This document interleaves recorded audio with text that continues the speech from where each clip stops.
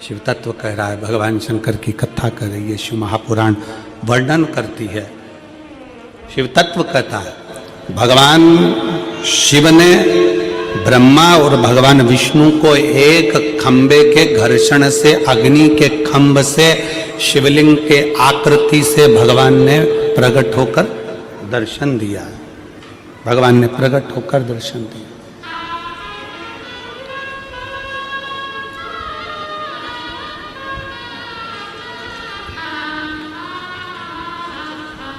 प्रथम शिवलिंग का निर्माण, कोई तुमसे पूछे कि प्रथम शंकर के शिवलिंग का निर्माण किसने किया, आपको उत्तर देना चाहिए कि भगवान शंकर के प्रथम शिवलिंग का निर्माण स्वयं ब्रह्मा और विष्णु ने अपने हाथों से किया है, अपने हाथों से किया। इसलिए सारे ज्योतिर्लिंग, सारे उपलिंग, सारे मंदिर, सारे शिवालय, सारे शंकर की उपासना के केंद्र बिंदु, इनसे भी बड़ा फल मिलता है जब हम अपने घर में पार्थिव शिवलिंग का निर्माण करते हैं। घर में मिट्टी से जो हम पार्थिव शिवलिंग महीने में एक बार, महीने 2 महीने में, 4 महीने में, 6 महीने में, 8 महीने में, 10 महीने में, 12 महीने में आप जो एक बार पार्थिव शिवलिंग का निर्माण करते हो, उसका फल क्या है, क्या फल प्राप्त होता है? तो कहा 12 ज्योतिर्लिंग में जो जल चढ़ाने का फल है वो घर में पार्थिव लिंग बनाकर उसके पूजन करने के फल के बराबर प्राप्त हो जाता है।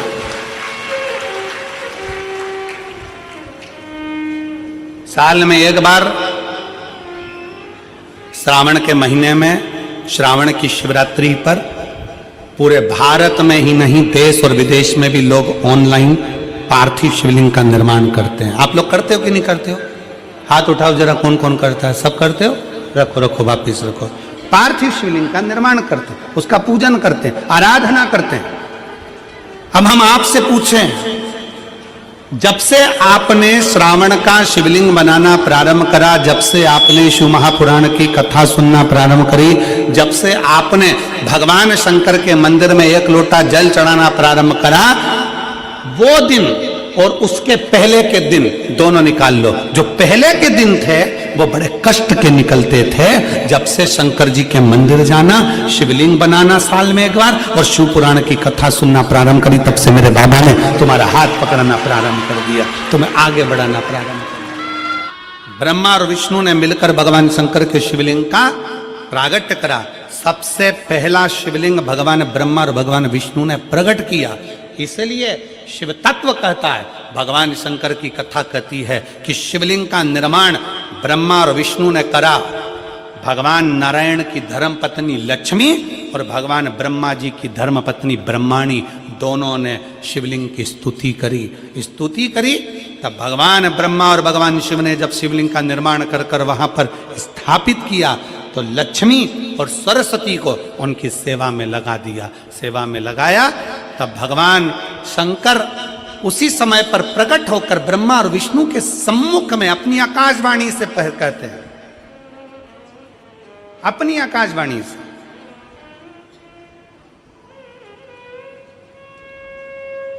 कि हे नारायण, आपने अपनी लक्ष्मी को हमारी सेवा में रखा, ब्रह्मा आपने ब्रह्माणी को अपने हमारी सेवा में रखा, उसका क्रम क्या है?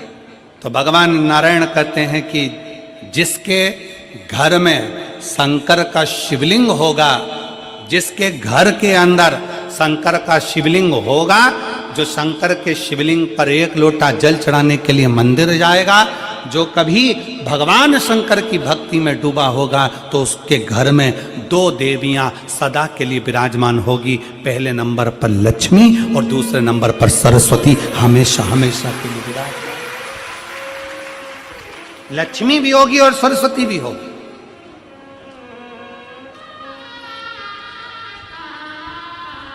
अब दोनों देवियां खड़ी हो गई। शंकर जी से पूछा, पहले ये बताओ कि सरस्वती जाएगी कि लक्ष्मी जाएगी घर में?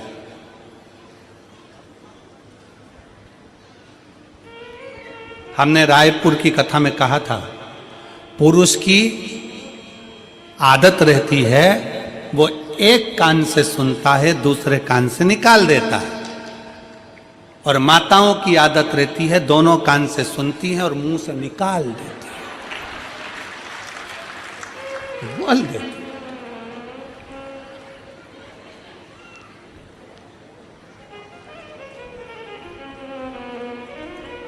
पर दिनेश भैया,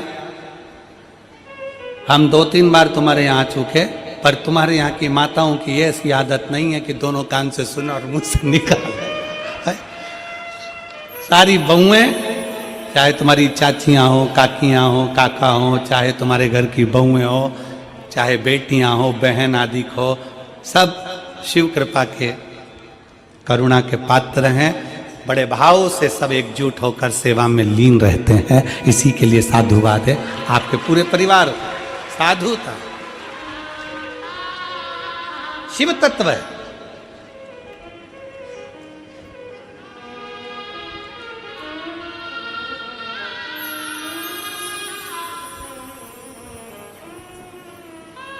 पहले सरस्वती जाएगी कि लक्ष्मी जाएगी? अब दोनों देवियां सामने खड़ी हो गई, दोनों देवी।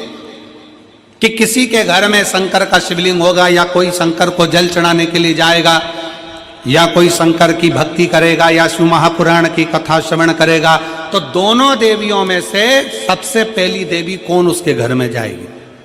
भगवान शंकर मन में सोचे, हम ही फंस गए इन देवियों के चक्कर में।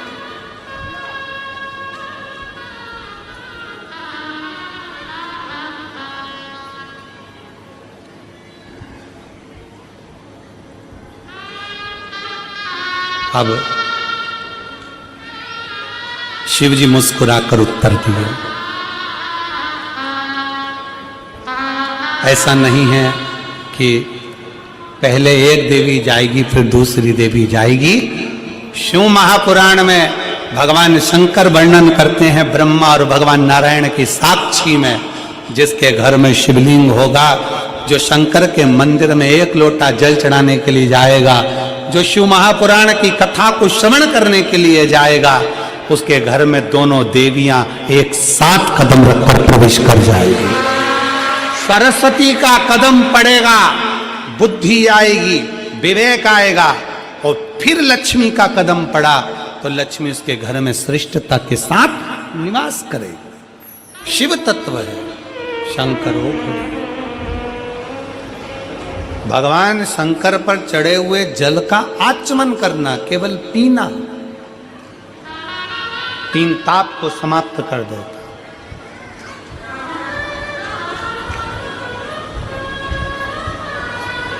चाहे वो कायिक हो, वाचिक हो, मानसिक हो, कैसा भी ताप।